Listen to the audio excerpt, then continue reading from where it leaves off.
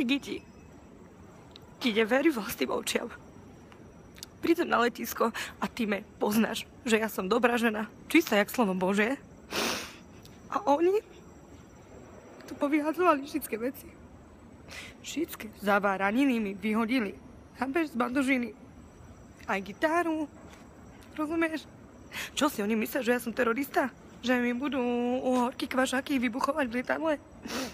Jozefovi vyhodili vajcia.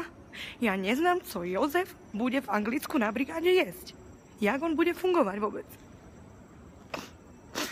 My až tak pri hrudi me picha.